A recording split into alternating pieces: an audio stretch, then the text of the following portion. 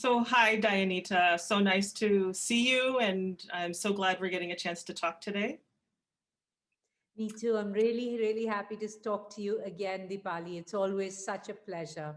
And so I always have new thoughts after I speak to you. I'm so glad to hear that. Maybe we'll have some more today. I wanted to start off with that clip, but before we start talking about that, just for our listeners, I want to say, I'm sitting here in Toronto, Ontario, and where are you, Dayanita? I'm in my apartment in New Delhi, and it's still winter, Indian standard winter, but our houses, as you know, are not heated. So I'm sitting in my overcoat and shawl. And your home in Delhi is also your studio, right? And to some degree. I live downstairs and the studio is upstairs, but my house is very much my work. In fact, I was just writing my will and I said, my last work is my house.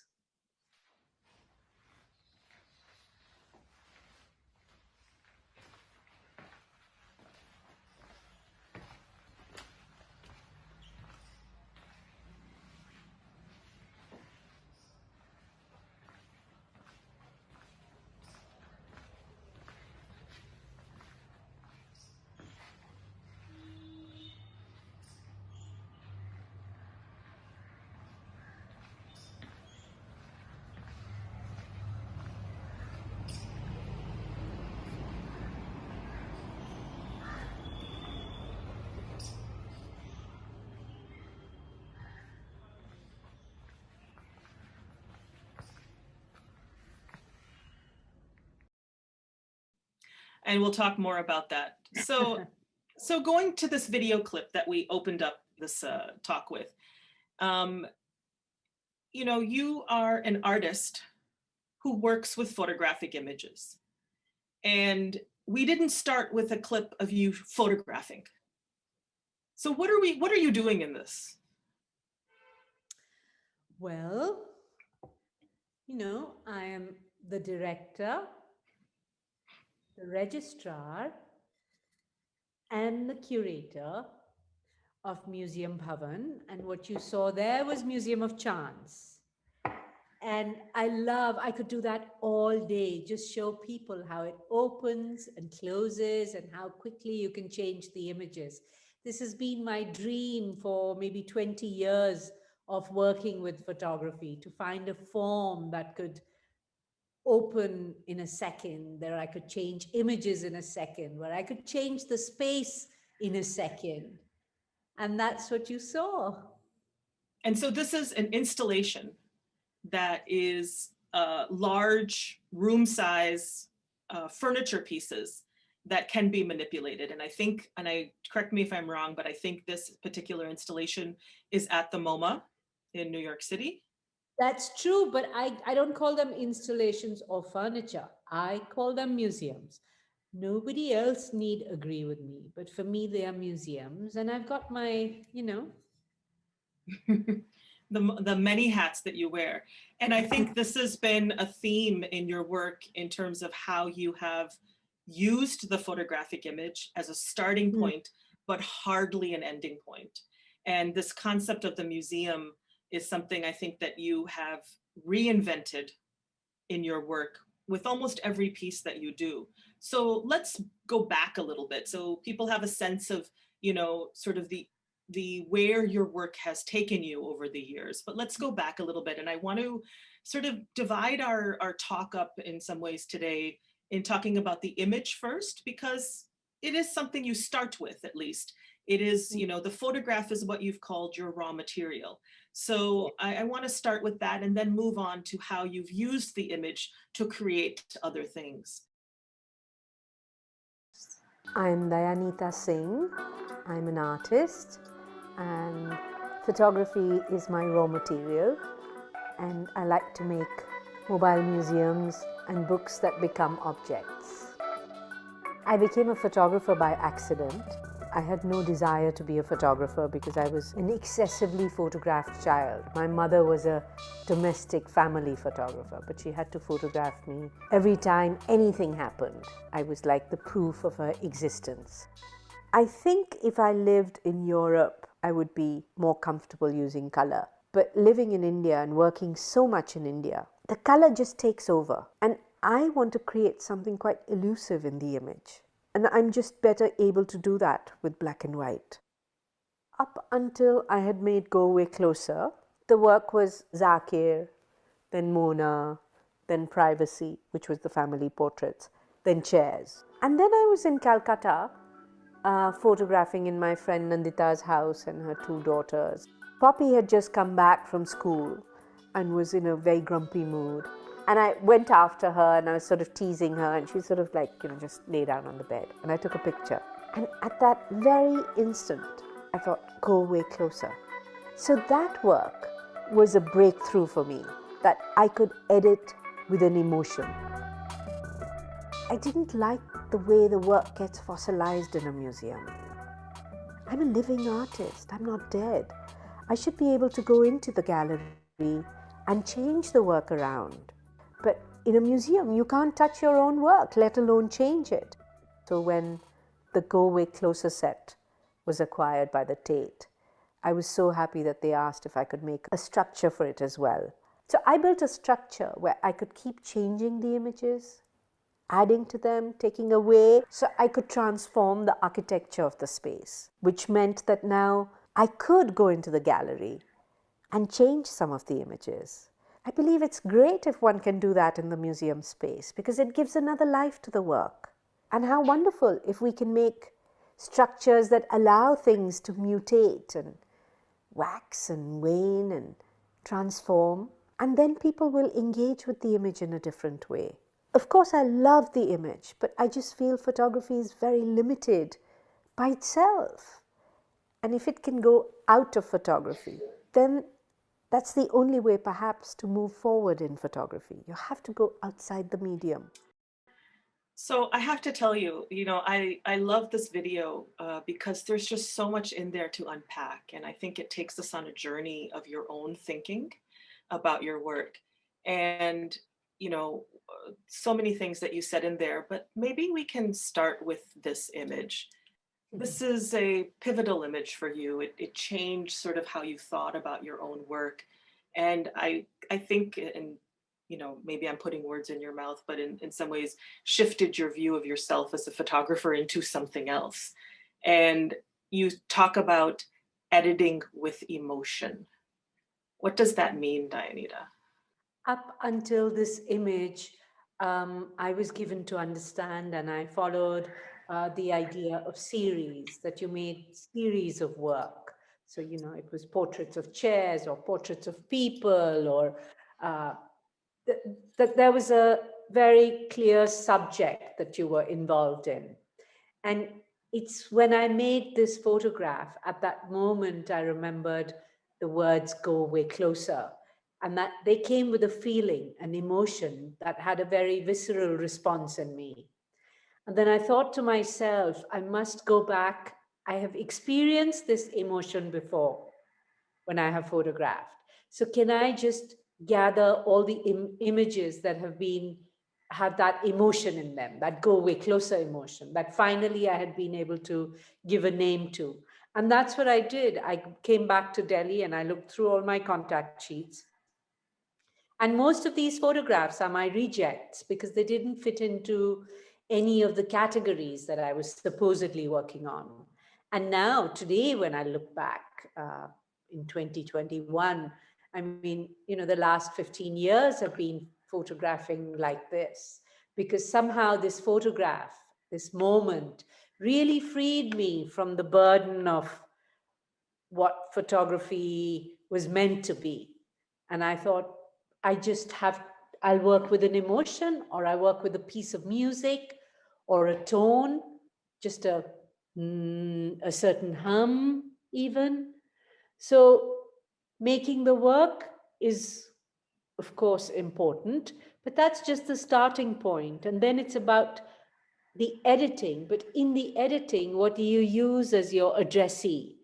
Is it a person? Is it an emotion? Is it a piece of music? Is it a tone that you train yourself to listen to in the images? And I think, therefore, this image was such a, you were right to call it a pivotal image, because it really shifted how I was able to engage with photography. I have to say, this is one of my favorites. I can't stop looking at it. It's an image, you'll have to tell me which year it was in, but it's an image that you did, and I believe it's a family friend, Mrs. Bidgley. And I think it's a Calcutta, but I'm not sure. But for me, this captures a bit of the kind of images that you're interested in when you might be in the middle of doing a portraiture session with someone, or taking someone's image. To me, it's about those in-between moments when people aren't posed, when they aren't ready for the camera. In some ways, when they're not ready for the camera is the moment that's far more interesting. Tell me about what you think about that. Yes, I think the portrait happens after the portrait. So there's a sort of release physically. I'm sure we could map it in someone's face when the picture is taken. And it's the moment after that. And also by then, they've let go of their ideas of the pose. I've let go of my ideas of the pose. And when that happens at the same time, when we both sort of exhale at the same time, that's when the photograph is really quite magical. I like to ask people, do you make pictures on the inhale or the exhale or the pause in between? And the portraits especially, it was very important that they be on the exhale. But to get to the exhale, we had to go through the whole idea of, we're going to make a portrait, we're setting it up, her children were there, they left, people came, people went. And as with many of the portraits in privacy, I was left with the woman of the house. And this Mrs. Bidgley is particularly special because we just spoke to her the other night. She's a friend of my mother's, but she was our neighbor growing up, and she used to borrow my mother's art books. And I have to identify the two. Maybe you can help me identify the two paintings. And she would call a painter to the house, and from my mother's art books say, make me this painting and this painting. That was a wonderful time in the early 90s where, there wasn't the idea of what a home should be, what style should be. Everybody sort of lived their own fantasies, the ones who could afford to.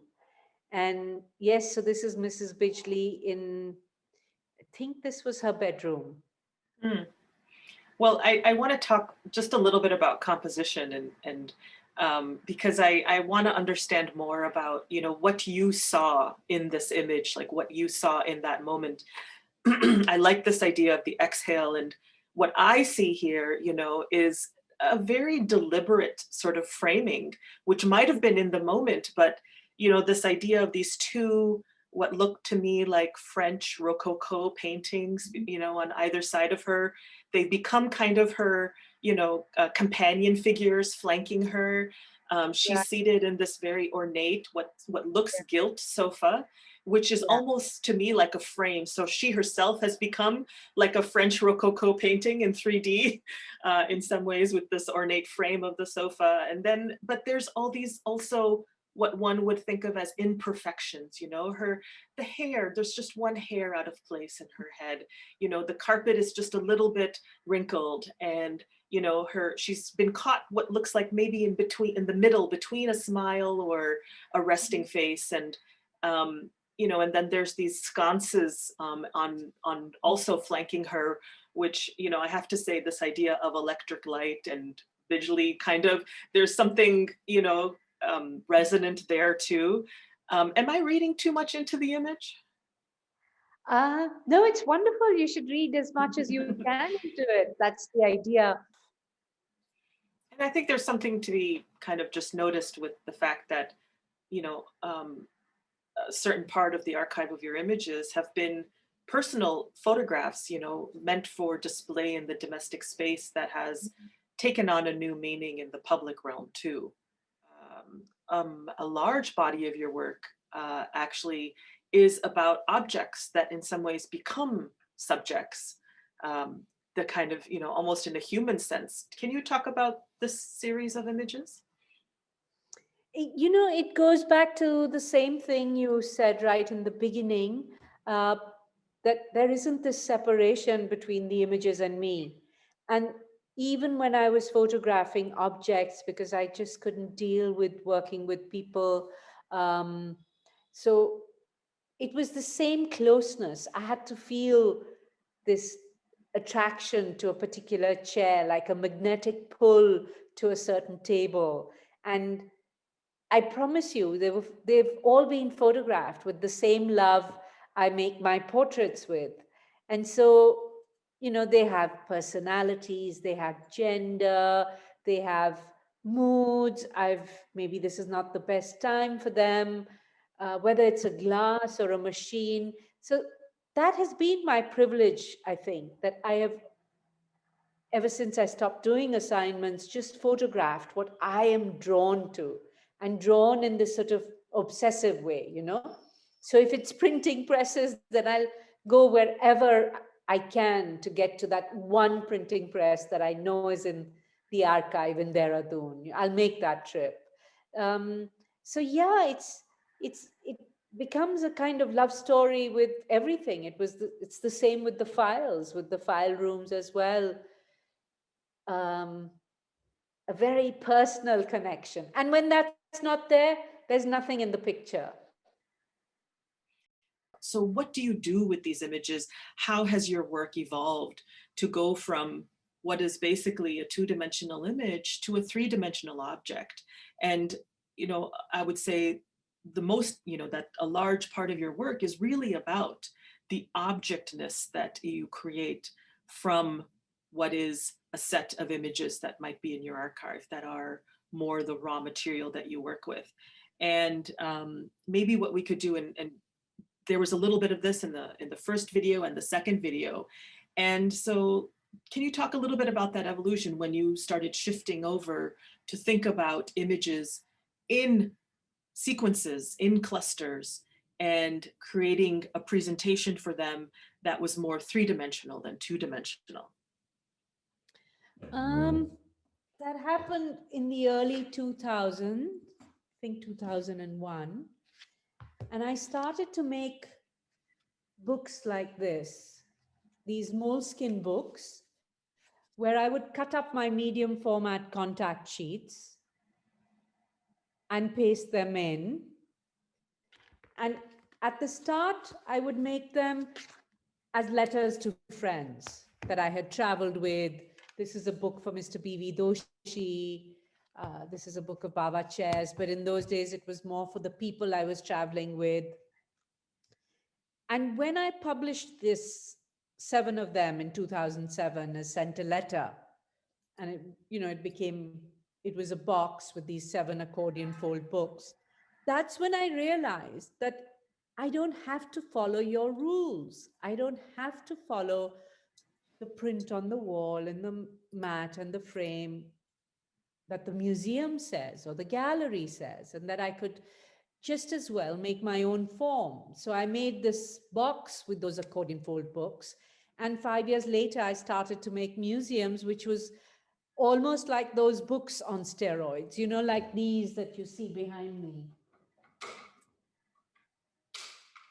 That's a maquette of one of them.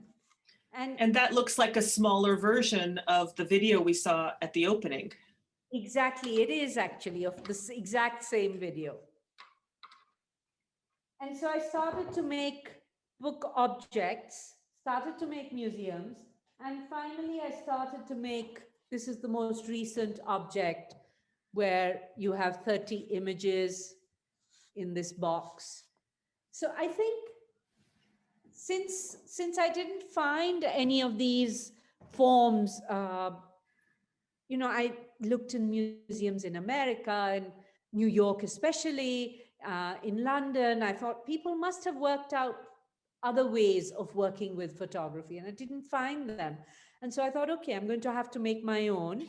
But I didn't expect anyone to be interested in acquiring them. So they were all made so that they could go through my front door and come back. And they were all meant to be housed here. This was Mm, going to be Museum Bhavan, mm. because I never imagined anybody would want them. And now they're all in different museums. So I just have the little maquettes with me. And just explain what bhavan means. Bhavan is a Hindi word, Bhavan means a gathering. like in a My, physical space. It's almost like it's almost yeah, another way of saying museum in some ways. exactly. Exactly. And so it was like a double thing when I was calling them Museum Bhavan. So I want to share that. So I have one of these portable Wow. museum bhavans here.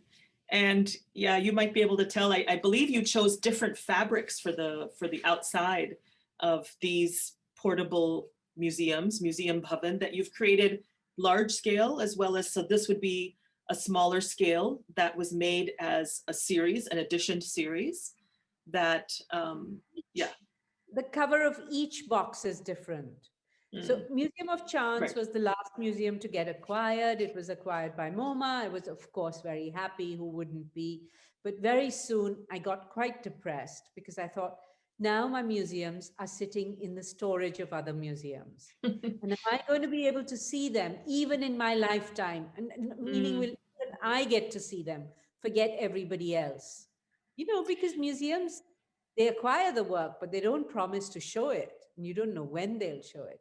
So I went to Steidl and I said, I want to make a miniature museum bhavan, but the same size as Center Letter.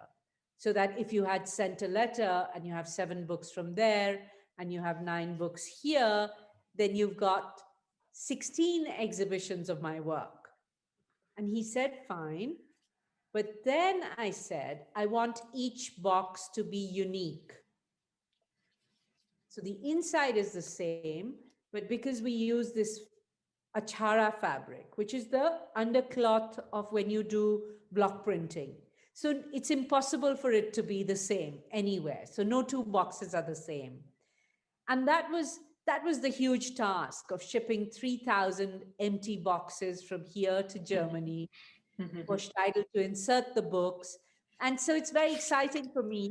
You've got a very, very beautiful box. So the box itself was created in India, and you sent that to Germany to Steidl, the Yes. wonderful art publisher, who printed these little books. And I think I also recall reading recently where, in fact, to create these kinds of accordion books has become almost prohibitive within the publishing industry. And so the fact that, that you were able to do this is kind of a significant historical moment. But in some ways, Dayanita, it feels like you created museums in order to break out of the museum. So you created these portable museums in some ways to break out of what is this more rigid, static, institutional museum. And in some ways, by having these little booklets, which each have a series of images under different themes, I can create my own display at home. And I think this is something that you've shown where, in fact, I can take all of the 9 books out, put them up on my shelf, and have my own display and be curator, viewer, and registrar and director as everything that you were just saying. Yes. And the fact that they are in a sequence. So this is not just one image, but they are, and look at these, just beautiful. And these are some of the ones that we saw just now of the printing press. This is what you've called the Printing Press Museum. And the sequence itself makes sense to you, right? I mean, this is a deliberate editing of emotion in images. I mean, that sequence is what takes all the time, no? It's making the images is like, that just happens. But it's the sequence. Like, it took me 2 years to edit Museum of Chance. Because in the museum, it has to work in any combination. you could just take out 2 images or 25 images, they have to work together. But when it came to the accordion fold, there had to be music to it. It was a lot of oral editing. It was listening to the images rather than just seeing them. So working quite deliberately to create a certain emotion in you. You know, there's something I really dislike about the way people look at photographs. There's a sort of bland, I don't know why. You know, and it's heartbreaking because you've put 2 years of your life out there or 5 years of your life, and somebody just comes and in one sweep they've taken it all in. And I wanted to disrupt that also, you know, that you had to walk around the work, you had to engage with the work. Otherwise, the work has nothing to offer you. So if you can't be bothered to do that, then don't come in. But at the same time, if I can insert my work in your house, I don't even know, Deepali, what kind of curations you'll make of that. Mm. Photography also lends itself to all this, no? Mm. That I And so in can some make a ways, book. this becomes its own portable museum. I believe there's Yeah. 30 images in here, and all of a sudden now I can be the curator where I can change the images as I feel. And here I've put in two other images, and you have two windows in this as opposed to one. And I believe you've imagined it so that either someone can put it on the wall as their own display, or I can keep it on my desk as an object. And these are, you can have one, you can have three, you can have five. They can be, you know, all different images, and change them as you feel like. And this is another example. But some of these that you've done a series of that have this format now, you have published through what is your own publishing endeavor, which you've called Spontaneous Books. And I believe something like this, Poti Box and a few of the others, are listed on your website as book objects. I think you call them book objects, right? Yes. And so again, this kind of blurring of borders between forms and people's roles in terms of what they can play. But tell me about Spontaneous Books. So I work for all my books with Gerhard Steidl, who's, you know, probably the greatest publisher on earth and certainly makes the most beautiful black and white printing. But he's a busy man, and I want to make a book next week. I can't go to Germany, and then what happens to the shipping? So I knew I had to find a form here, but I didn't want to compete with what I'm doing with him. And after making the museums, this form emerged, you know, the one that you were showing. And so I go to a press in Hyderabad and I stand there and have the printing done. And then the carpenters that make my museums make these boxes, and we fit them all in, put them in the bags, and then ship them everywhere. So that's why it's Spontaneous Books, because I can make it in 2 days, 3 days, even if I wanted. And I thought there's room for both, you know, the Spontaneous book and the Steidl book, the museum that's in the Museum of Modern Art, but the Museum Bhavan, which is in your house. So, you know, by the time I go, my archive will be in a lot of homes in the country, in the world, in different countries, because once you get one of these boxes, they're sort of addictive. And then you want to get the second one, and then you want to get the third one, because one box gives you 30 possibilities. But when you have 2 boxes, you have 30 times 3,900 possibilities. But then if you have 3 boxes, you have 27,000 possibilities. But if you have 4 boxes, so it's immense. And because I work with this wonderful medium of photography, I can dare to do all this, you know? Mm. I can have the unique museum on one hand, I can have these boxes. So I think I've sort of explained what my boredom really was with the fixedness or annoyance, actually, with the fixedness of photography. Because, and this is just me on my own coming up with these forms. Can you imagine if everyone gets a little more relaxed with the idea of how a photograph can be in an art space, uh, mainly the photographers themselves? It would be amazing. We have no idea what kind of forms will emerge for photography. I'm not I sure just, photography was meant to be just the print on the wall. That's fine, but that's just one way. you know, that another one of your book objects I picked up was at in Kochi. This was in 2009. These are my own images.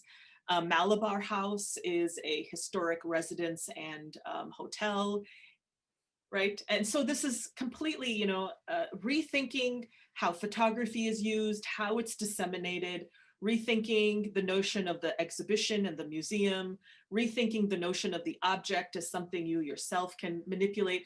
I think all these things are really wonderful ways that your work ties together. But as a kind of closing, I want to talk about this sort of what you've been doing, what I've been following and been really fascinated with over the last few years, which has been your activity on Instagram.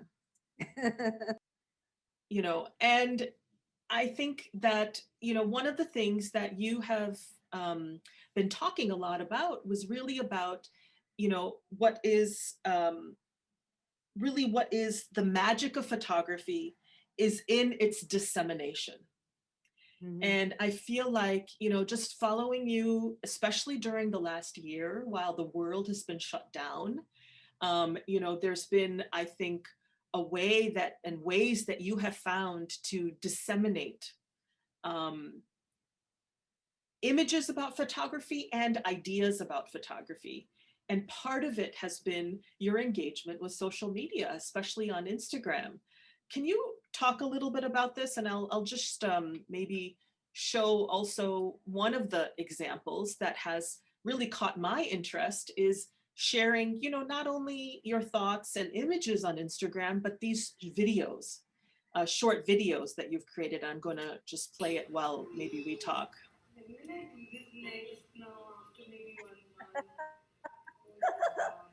To That's me, this is a wonderful. still image come alive.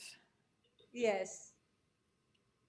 And so Yes. this is a I video think, of your mother in the center with your two sisters, and they're yes. just brushing her hair and massaging her feet. It's such an intimate family moment. And yet at the same time, Dayanita, I see your eye in here. You know, there Yes. is someone behind the camera and the camera is still, and there's these wonderful succession of doorways behind that are framing the whole scene. You know, this is, again, not that kind of random scene, but very much of a collaborative event. Um, am I crazy in thinking this? No, I'm so happy you found this video. It's probably my favorite one. um, you know, just as a way of closing, I mean, I feel like this is maybe the pandemic has given you a chance to think, you know, really deeply about an archive, even though you've been thinking about your archive, you know, constantly during your work. And it feels to me like a living entity that you bring back, you know, over and over. The museum bhavan, you know, for example, you know, that image of your friend's daughter Poppy laid out on her bed, you know, wanting the world to go away. It comes up again and again, but depending on the sequence of images it comes into, it has an entirely different feeling. It feels like there's a different story that's being told. And so tell me about what you've been doing in this last year, you know, during the pandemic, and how these thoughts about photography and the archive have been coming up.